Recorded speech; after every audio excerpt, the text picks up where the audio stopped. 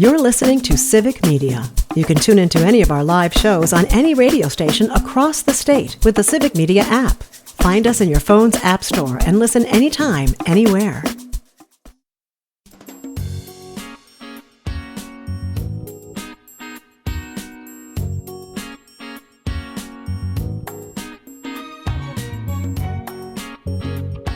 Live across Wisconsin on Civic Media, you're listening to Mornings with Pat Kreitlow, powered by Up North News. Now, from our Lake Wissota studio, here is the founding editor of Up North News, Pat Kreitlow. Good morning. It is 8:06 on this Tuesday morning, August 26th. Nice to have you back here up north. Parker Olson is producing this program down in Madison at Studio A2. Chad Holmes is standing by from Wausau to chat with us about stories he's following for among the many local reports that are heard throughout the day or throughout the morning on our show from 6 to 9 a.m. Meteorologist Brittany Merlot standing by as well. We were recently talking with State Representative Angela Stroud, and on the text line, Jim in Brookfield says the interview with Representative Stroud was awesome. A passionate, intelligent state representative who hits the nail on the head regarding the issues we face. We need more representatives like her. Jim, I appreciate that. Thanks for sending that text in. And let's see, from Alicia on YouTube, she said that she was at a listening session with her state senator, Republican Eric Wimberger, last night on veterans housing and recovery programs. And it was standing room only, she says, a full room of veterans in the Howard Swamico area worried about the Green Bay location shutting down. Same as here in Chippewa Falls, because again, it either got forgotten or dropped, or for whatever reason, when it was brought to the attention of Republicans in the legislature, they refused to put the funding back into the state budget. And so these programs that aim to address homelessness among our veterans, a couple of these sites are looking at potentially closing unless the legislature does something right away when it comes back into session. So we'll follow that story as well. You can always use our text line here through the Civic Media app, or you can leave comments on Facebook or YouTube, and you are able to watch us live, not just listen to us across terrestrial radio here. Let's bring in Brittany Merlot and Chad Holmes as well. Brittany's going to start with a forecast. It is a beautiful morning. Cooler than we're used to, but still. Yeah. Beautiful nonetheless. It wakes you up a little bit, right? Gives you a little jolt in the morning. Well, yeah, because it's very bright. Unlike Sunday, up here was really overcast, really dark and cold. So here it's cooler, but at least it looks really nice out there. It sure does. And it's going to stay that way pretty much all week long. The only thing that I am tracking is the fact that we have another cold front pushing through the state. And that's going to arrive tomorrow in the evening and then through the overnight and into our Thursday morning, bringing a little bit of rain, maybe some rumbles of thunder, but nothing strong, nothing severe, nothing too major either. It really looks just like 1/10 of an inch of rain to about 1/4 inch. Maybe 1/2 an inch is possible into places in the Northwoods as this passes through, but it is going to keep us down into those low 70s to mid 60s as we go through the week. So that's what we're looking at today, mid to upper 60s, a few 70s, much calmer winds out there this afternoon. We'll see those clouds increasing overnight tonight, and then a chance for some spotty sprinkles far northeast tomorrow. Otherwise, a lot of those clouds hold off until the evening. Like I said, they'll move in with that front, a little bit of rain at night, overnight, and then we go back to those mid 60s, about 70 degrees on Thursday. And then the weekend, Labor Day weekend, upper 60s to mid 70s, warming things up Sunday and Monday as we get a little bit warmer there. So a little bit cooler maybe than some of us want, but it is going to be a dry, bright, and beautiful Labor Day weekend. All the rain chances stay away from us. That's okay. And Robin Tigerton reminds us it was 2 years ago, Labor Day weekend, very hot. Temperatures were pushing near 100 degrees. But this weekend, Shawano County Fair begins, along with some of the other county fairs around the state. He says, but as for now, perfect mowing weather. Still got to stay hydrated. We've got Rob trained really well on staying hydrated. So good on him. We appreciate that. And that Shawano County Fair is so much fun. I got to tell you a little story. So I used to be on TV and I used to, do the early morning shows. Well, I really wanted to do the races that they do, the dirt track races. So I called up some race car drivers, the tractor pull drivers. I didn't think how early it was. I think I woke up the entire town having them race around for me for TV. It was hysterical, but Oh no. So, such a fun so event. so you had them racing for your TV report about this. Yeah, 5, 6, 7 a.m. It was great. Uh, you're the one Sorry, that Shawno. mows the lawn at 7 a.m. on the weekend. It's you. Yeah, Should it have is known. me. All right, Brittany. Thank you very much. Have a great day. You too. Yeah, we mentioned the county fairs that are coming up. Shawano begins tomorrow, as does the Walworth County Fair. On Thursday, the Iowa County Fair and the Sheboygan County Fair get going. And then on Friday, Calumet County and Portage County have their local fairs going on. So just a whole lot of things that you can get done. In and out of things like, high school football, which is what Chad Holmes is spending 80, 90, 120% of his time working on these days. But you got week one in the books. How'd it go, Chad? Went well. It really did. It went exceptionally well, and we had 3 games between Thursday and Friday night, and all 3 of the teams that we covered won. So Ah. we're 3-0, and everybody's happy, and we had lots of listeners, and it was really, really good. It was nice to get back on that horse. The thing that folks might not know, if you're not a regular listener to the station in Wausau, is that on the Civic Media app, usually for most stations, you can listen maybe to the news talk station. Maybe there's a music station in the community that you can listen to. Chad's so busy, there's actually multiple sub channels for covering all the high school sports that they do. And I still don't know how you keep it all straight, where how listeners can hear everything that you guys are pumping out. Well, I'm not that bright myself, and I have some very good people, and of course, with Civic Media that set things up. We have this little room in the back of our building here that has a couple of extra computers that are set up where we can connect with them, and then they somehow magically get the audio to our website and to the app under the Sports 2 stream or the Sports 3 stream, and then if you hit a right button, it magically appears on your computer or on your app. I have to admit that technologically, I am not the brightest bulb out there, but we're very fortunate to have some very smart people helping us as well to get us where we need to be. I like that you've thrown magically in there a couple of different times to make the case. I mean, look, Robin Tigerton says Chad is a legend covering high school sports in central Wisconsin, but even legends need magicians behind the scenes. Right. You We know, need that good person to really help sell the magic. Yes, exactly. And that's exactly what happens week in and week out. We heard it from Jimmy Kuska yesterday as well, and all the folks who make local coverage happen, local sports and local news as well. As you've been doing some of the local news reports on Mhm. WXCO, what are some of the things that you and the listeners have been talking about? Well, just in the last local segment, just before the top of the hour, I was talking about last night there was another hearing with the Wausau Ethics Board, this never-ending saga that is known as the Doug Denny Dropbox controversy. And there was a motion made by the mayor to have the ethics committee charges tossed.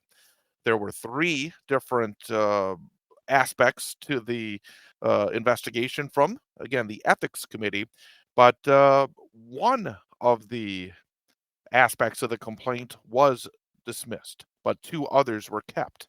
Not really sure why the one was tossed because the folks that are in the ethics board chairman and another member of the board did not respond to requests for clarification on why the specific statute was removed. So there are still 2 different pieces of the uh, complaint that are still out there. And also, next week, in fact, on Friday of next week, is scheduled a hearing. Truly a hearing to really get to the meat and potatoes of this case. However, I'm guessing that hearing will not occur because the city clerk here in Wausau and the city attorney have not yet provided depositions requested by the mayor's legal team. And according to folks around the clerk and the attorney, they say that they cannot do it right now because number one, that there is no there's no funding for legal assistance right now for them, and also that they've been asked because of this Department of Justice investigation. Again, that's just word that is out there from them. And frankly, this is one aspect of this case where The mayor's legal team is going to be asking again for this hearing next Friday to be postponed because they have not got these depositions from these two witnesses. And I have to agree that in this case, the mayor and his legal team have a point, and this never ending saga will be continuing. It's like I was saying about the fake electors case yesterday. That these things, they just drag on and on. This was September of last year when Mayor Doug Denny moved a locked absentee ballot drop box from the steps of City Hall into his office. And I'm looking at the coverage of this from the Wausau Pilot and Review, and they're mentioning that the federal statute that is no longer referenced is the one dealing with failure or refusal to permit casting or tabulation of a vote. So refusing to permit the casting of a vote, I guess I could see that might be on shaky ground because the drop box was not yet open for accepting ballots. But again, if that helps clarify that, I'm fine with that. If it gets us to the main point, and that is moving the box itself, when you don't have the authority to move the box, it just should not be taking this long to get that point made. Well, frankly, something else about this case that I am finding very frustrating here now is that we have these two members of the Wausau city government. We've heard about other subpoenaed witnesses, including the Wausau police chief, Matt Barnes, and the public works director, Eric Lindman, whose previous responses, according to the pilot, the board deemed vague, and they both said, "Well, the questions are too vague. If you get more specific, then I can give a better response." My response is, if you're a public official, you should be providing the information that is needed in this case, not trying to tiptoe or dance around the questions. And it feels like there's a lot of folks who are not willing to get in front and say, here's what I know, here is what the mayor told me, here's what we've discussed. There's a lot of people trying to hide some information, and these are public officials. And I think there's a higher bar for these folks. Yeah, unfortunately. And I also feel like, and again, I am going to state flat out that I do not work in the court systems, and I understand it's clogged. I understand, that some of these things have to move slowly to provide due process.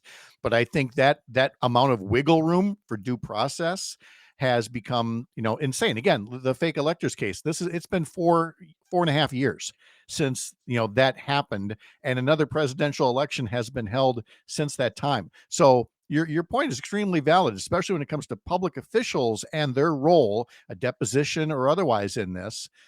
In my mind, this is the kind of thing that should be triaged and said, you know what, this one's going to the top of the list because this is about the integrity of elections and the ethics of our city officials. So I Yeah, hope by it the way, does. real quickly, I think it may have been on your program that was mentioned, and I thought it was a very good point. Who ultimately named Eric Toney the special prosecutor? I have been trying to Still dig don't this know. out, and I don't know. I mean, that's a really good question.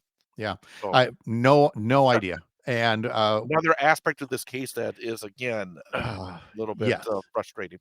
Yes, and all this waiting to see if Josh Cull's going to run for another term as state attorney general, and if he decides to run for governor, who else will step up as candidates, and what will they be saying about how maybe more aggressive they might be in pursuing cases like this? So much still to follow. Chad Holmes, follow him on 98.9 WXCO in Wausau and through the Civic Media app. Chad, thank you very much.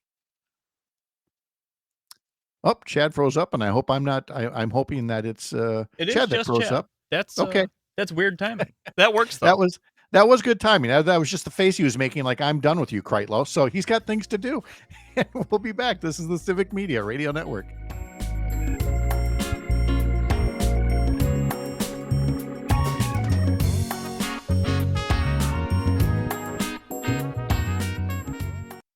You're listening to Civic Media. Stay up to date on the latest news and information for your local community and Wisconsin by signing up for our free email newsletter. Visit civicmedia.us/email to get started.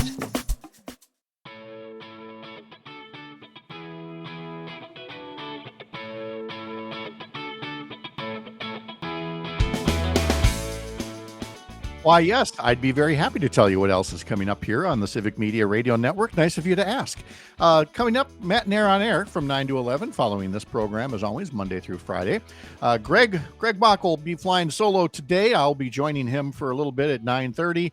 But then after the 10 o'clock news, tune in to hear from Secretary of State Sarah Godlewski, who is now a candidate for Lieutenant Governor. Again, just after 10 o'clock as part of Matt and Air on Air. And then on the Maggie Dawn Show, coming up later this afternoon, after 5 o'clock, Sarah Anderson from the Institute for Policy Studies will be talking about a new study on the pay gap between CEOs and workers. And if it's anything like what I suspect, it's one of those things that I think does not get shared often enough as to people just assume the gap has always been this wide and that it's perfectly fine and there's nothing you can do about it and nothing could be further from the truth.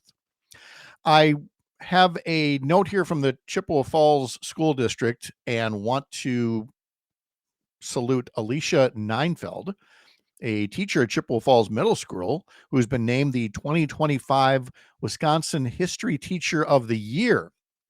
It's an award that is given out by the Gilder Lehrman Institute, the nation's leading nonprofit for K-12 American history education, celebrating one teacher from each state and territory for their dedication, their creativity, their effective use of primary sources. Nominees are recommended by colleagues, school leaders, and students. They're selected then by a state committee of historians and educators, and Alicia Neinfeld won that for Chippewa Falls Middle School. It's her 15th year in education, her 4th year at Chippewa Middle. She teaches 8th grade social studies. She's a board-certified teacher. She's originally from Wisconsin Rapids, and according to Superintendent Jeff Holmes, he says that the district is very proud of Alicia's selection. It reflects her exceptional dedication to American history, to the life of our 8th grade students. And as a former social studies teacher myself, Jeff Holmes writes, I deeply appreciate the efforts to teach good lessons, and Allie exemplifies excellence in that area. She's going to receive a $1,000 honorarium. Also, a curated collection of American history books and educational material from the Gilder Lehrman Institute. And she'll join the other 50-some honorees as a finalist for the National History Teacher of the Year Award, to be announced this fall at a special ceremony in New York City. Now, of all that, what I got out of that the most, Parker, is not, I mean, the recognition is nice. The $1,000 honorarium is nice.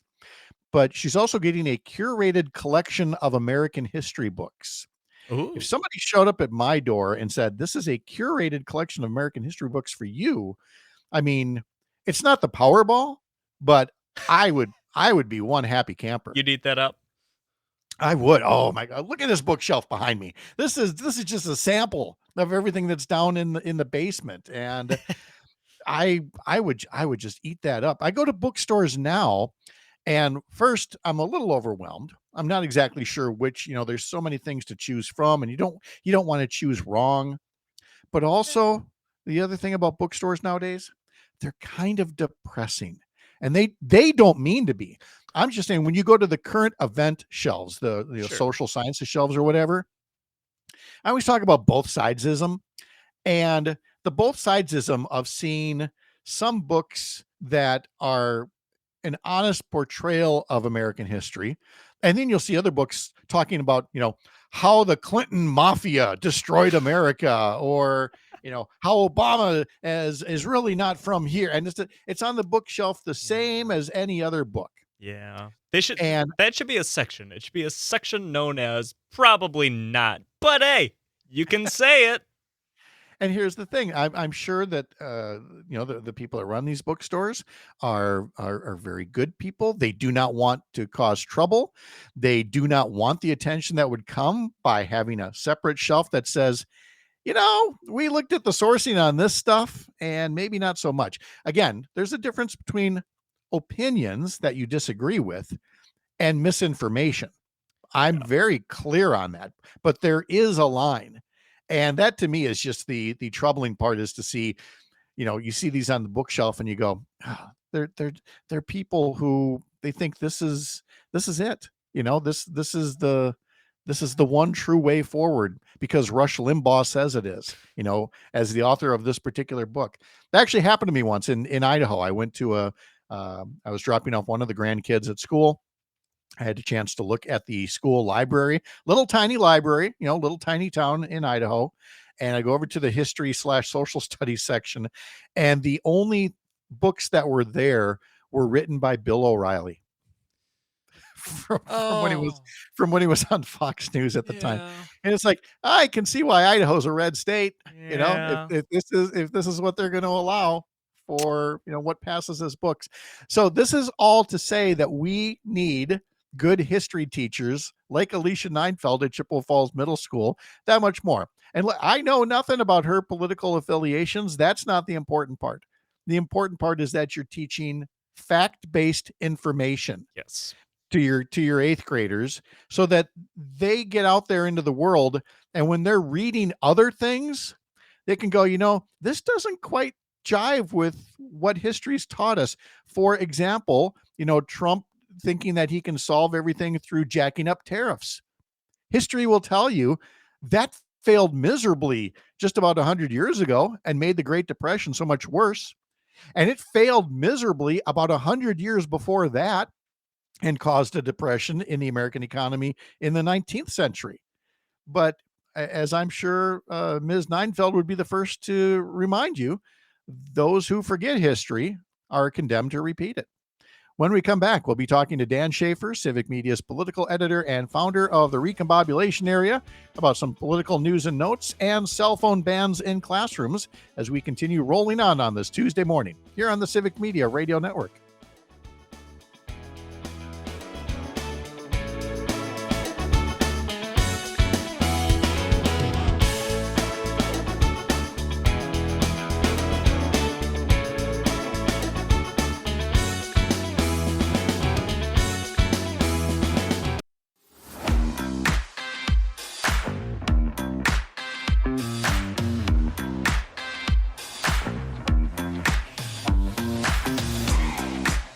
Brewers baseball resumes tonight against the Arizona Diamondbacks. Coverage begins at 6:05 on several Civic Media radio stations across the state. Head to the website, civicmedia.us, to learn more. Meanwhile, over on the Up North News website, upnorthnewswi.com, there is a story there about a strike at a Wisconsin cheese-making plant, W&W in Monroe. There are 43 employees that went on strike after it was acquired by the Dairy Farmers of America Cooperative, in part because of the cooperative saying that they are going to be more aggressive on checking employee immigration status. And that has led to some workers who've been there for an extremely long time as valuable employees now facing the prospect that they would be jobless without any kind of a severance. So read more about that at our website, upnorthnewswi.com. Civic Media's political editor is Dan Shafer, also founder of the Recombobulation Area. Find it at the recombobulationarea.news, right? Yes, there it is, .news. Dan, how are you? I'm doing well, Pat. Always wonderful to join you here on Mornings with Pat Kreitlow. It's so nice to have you here as well. And when you and I were chatting about things to bring up today, and you talked about, a back to school theme and the ongoing moves to ban cell phones in classrooms, I ended up spending the first half hour of the show letting people know just how ridiculously old I am, including the notion that that these cell phone bans were necessary because I had thought all along that cell phones would be a no-no in classrooms. They'd have to stay in lockers or, be put on a shelf or something like that. That is clearly not the case if we're talking about putting bans in place now, which only leads to me to ask the question, what took everybody so long? It does seem like kind of a no-brainer thing, but I think after COVID and, so many people having to attend class remotely and whatnot, I think it kind of slipped away. And I think this became an issue that, really actually needed to be addressed by whether it's your school board or maybe even the state legislature. And so, yeah, I think, we've seen some, some local school districts, there was a story in Civic Media about some action being taken in Richland Center. But I expect this to be an issue going forward. And part of it is what you just talked about, just kind of the common sense of not wanting to have cell phones in school. But there's actually polling on this now. Marquette poll brought this up in their most recent poll earlier this summer about banning cell phones. They asked about banning phones during the entire school day or banning phones just during class. And it both had overwhelming majority support.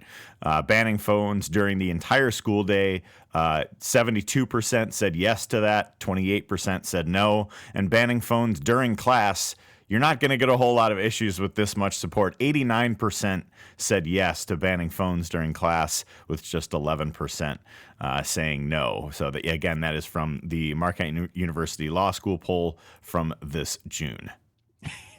Again, just doesn't. Again, like, how is this a thing?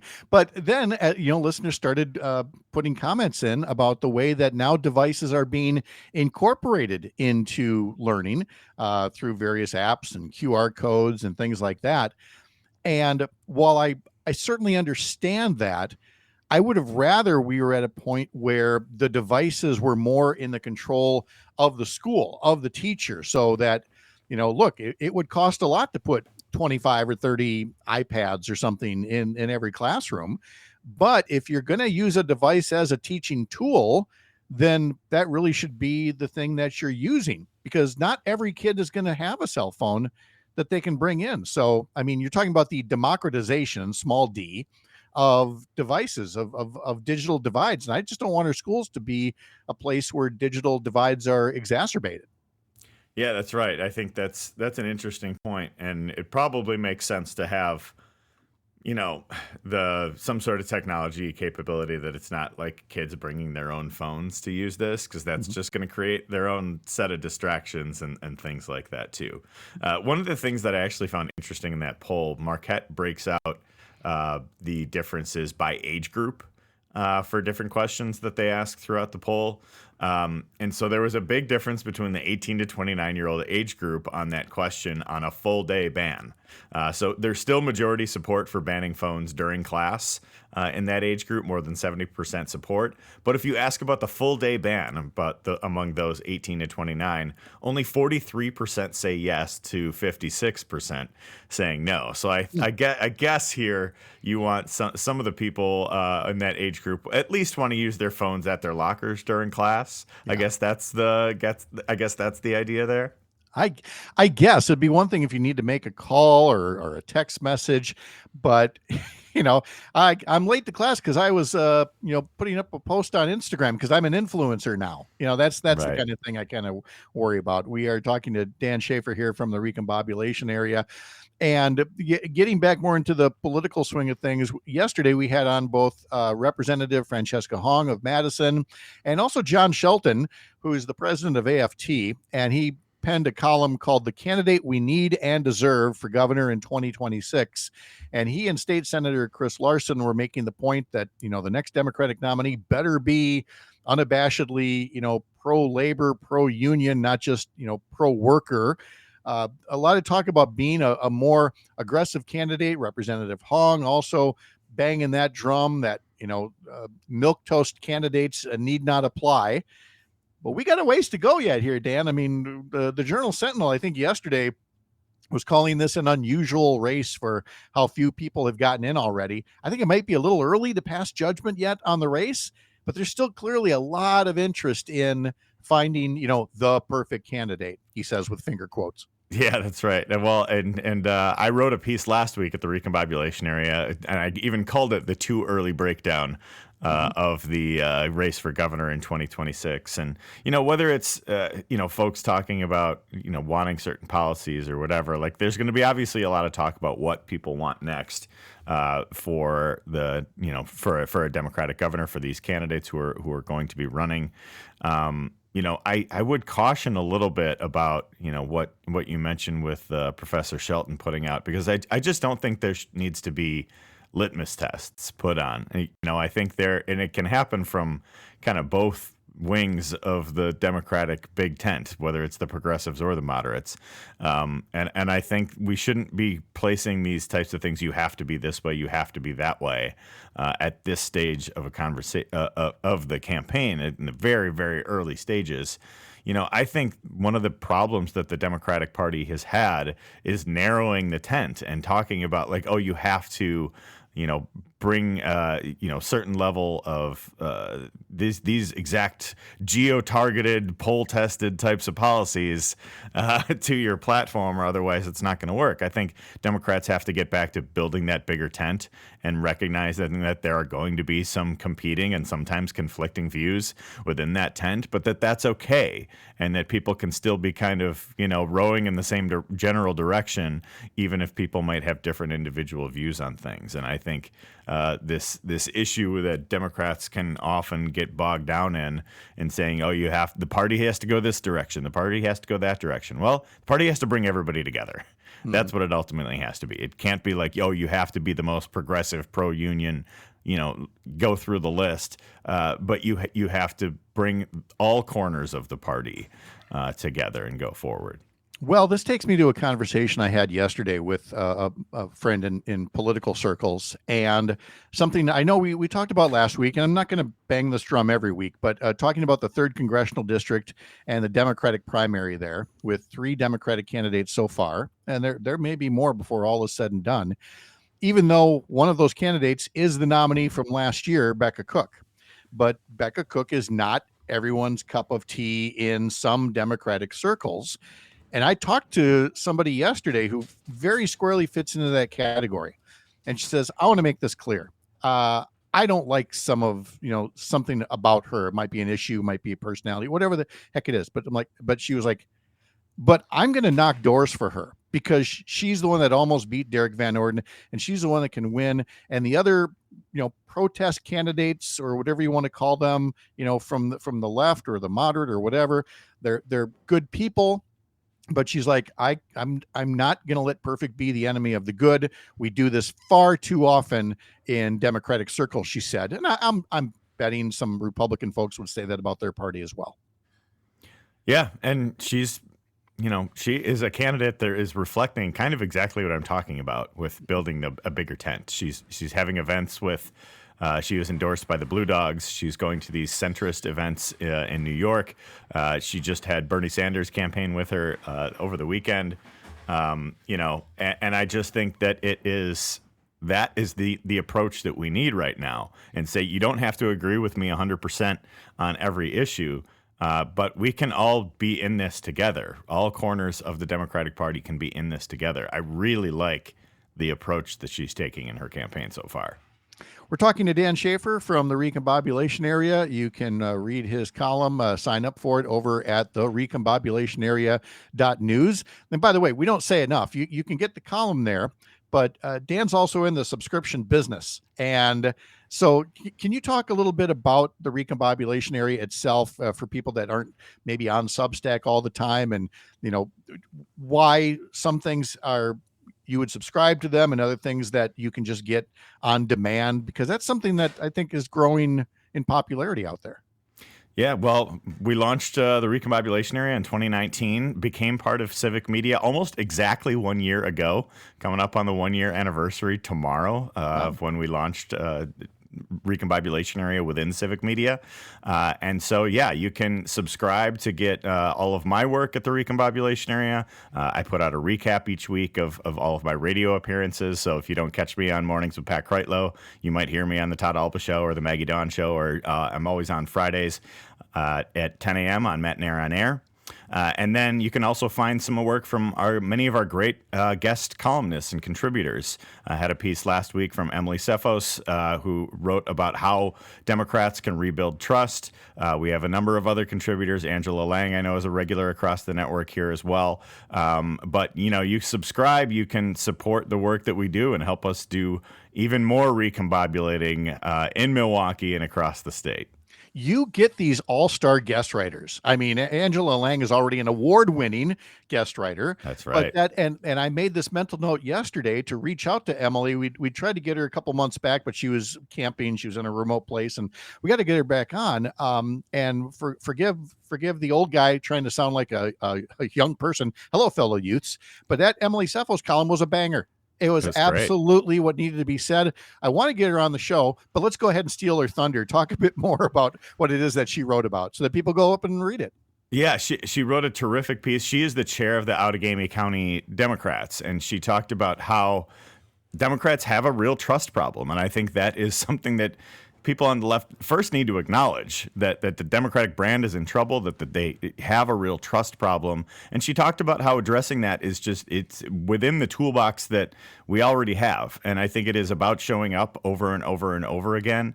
She mentioned one example about in the Freedom Area School District where they held a fundraiser to pay off school lunch debt. And people were asking, like, well, why are you doing this? And they said explicitly that we're doing this because Republicans have underfunded public schools for a generation, and now we have things like school lunch debt that needs to be dealt with. And so that's just one of many examples that she shared throughout the piece.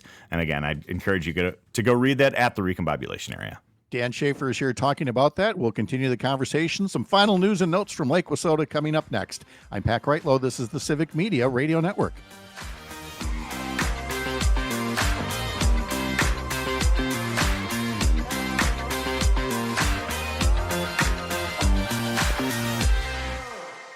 You're listening to Civic Media. Find the latest news, information, and archives of all your favorite shows on the Civic Media website, civicmedia.us.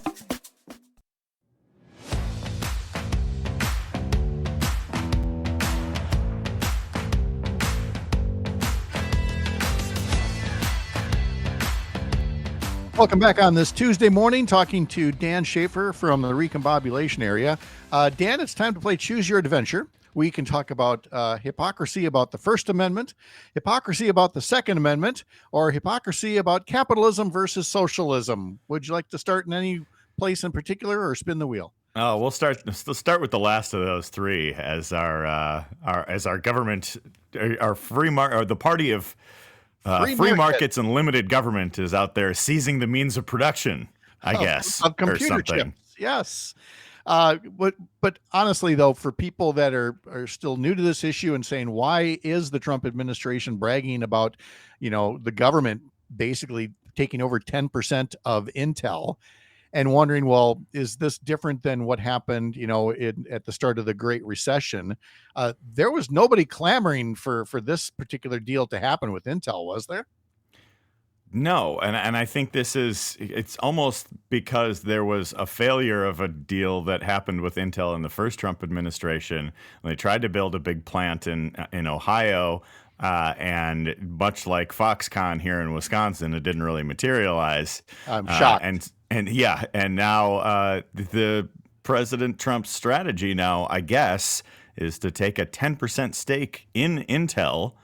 From a 10% stake for the U.S. government in Intel. And the New York Times characterizes this as, quote, the most notable intervention in private business since the aftermath of the 2008 financial crisis. Yeah, I would say so. I would say this goes maybe orders of magnitude beyond that in a certain way, since many of those steps were, contingent on certain things, or were loans to private businesses, or had certain specific issues that needed to be dealt with because Republicans tanked the economy in 2008. And now we have, one of the things that I've just been absolutely astonished by during the Trump administration, we have all this action on tariffs, all of these, and now we have this on Intel, and we have all of these different institutes and organizations throughout the state. We have the McIver Institute, or the Badger Institute, or the Wisconsin Institute for Law and Liberty, and they all talk about these free market principles and all of these different things, and they haven't said a bumbling word about any of these actions by the Trump administration, which couldn't be further from the principles of what this party purported to be on free markets and capitalism, and letting the market decide, and keeping government out of private business. Now we have the U.S. government taking a 10% stake in a large multinational corporation. It is absolutely ridiculous. The free market conservatives have disappeared, and it's almost like they never actually believed in any of these principles to begin with, and it is only has ever been a pathway to power. Don't you think, Pat Kreitlow? I can only imagine how many of these folks were members of the House Freedom Caucus who said they would never vote for a bill that raised the national debt by $1. But apparently $4 trillion is okay. So the Freedom Caucus, not or our senior senator, Ron Johnson, who has made this his issue for 15 years in the Senate and has never done anything on it and has voted for 2 gigantic bills that have ballooned the deficit. Yes, exactly. So yeah, the Bloomberg headline from one columnist, Trump seems pretty socialist these days. Imagine if a Democratic president demanded a stake in a computer chip maker in exchange for favorable treatment. Eric Erickson spoke out about it. Rand Paul spoke out about it, but virtually no other known Republicans, certainly not any public officials, things like that. Yeah, the Brain Trust in Wisconsin, 3 institutes in a trench coat, haven't said a darn thing about it. So exactly. All right, Second Amendment hypocrisy. Where's the Second Amendment crowd saying, we need all these guns because otherwise one of these days the government is just going to put troops in the streets and we got to be ready for them? Again, crickets. Yeah, got to be ready for that tyranny that is apparently a different version of tyranny than what I don't know. It's just so ridiculous. It's just like there's so much hypocrisy up and down the party. It's beyond. Well, that takes us to number 3, First Amendment hypocrisy, and a Trump executive order directing the Department of Justice to aggressively go after people that burn the flag, which once upon a time, back in the 80s especially, was a pretty well stated Republican talking point. But again, now the whole free market conservative approach understands that this has been protected by the First Amendment. Nobody likes it. I mean, nobody's advocating for flag burning, but in terms of where you're going to put the resources of the Department of Justice to go against something protected by the First Amendment, again, I would expect a little bit more of a hue and cry about that as well. Again, it's almost like these principles didn't mean anything. Almost like it. Exactly. And, and I've seen some of the, certain types of writers who were very much scolding of Democrats over the past few years for their, policing of speech and whatever it is, which is a totally overblown issue, I think, to begin with. And now that Trump is like taking actual steps against the First Amendment, against freedom of speech, against the freedom of the press, things like that. Crickets, once again, crickets from the supposed free speech warriors on the right who are supposed to be having principles, I guess, on these types of issues. And those have just disappeared. And they're just, cheerleading, owning the libs. That's really their only guiding principle anymore. And less than a minute for a final topic, because you were at the Bob Uecker tribute at American Family Field. So I just wanted your quick impressions on that. Yeah, it was, to really switch gears here, it was a remarkable experience. It was a bummer they lost the game, but it was a great day at the ballpark. Me and some friends jumped on tickets for the Uecker celebration early. We got to our seats early, settled in to celebrate. Really, it just feels like Bob Uecker is a family member in Milwaukee in so many ways. He's just he was around for so long, and he was just such a part of our lives here in the city. And being a Milwaukee native himself, and some of the stuff that they shouted out about his, growing up in Milwaukee. He first played catcher at Wick Field, which is now the neighborhood park where I take my kids on the west side of town. So it's just it was a really remarkable experience.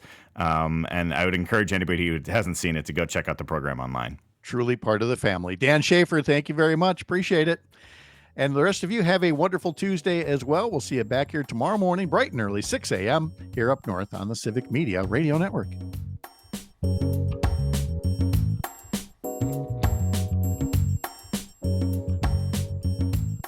The national news cycle never stops, but it can be hard to find news about your local community. Civic Media is dedicated to providing quality local and state news coverage across Wisconsin. With the Civic Media app, you can get notifications about local stories that matter to you and your community. Find the free Civic Media app in your phone's app store and choose notifications from the menu to tell us what kind of news you want to hear about.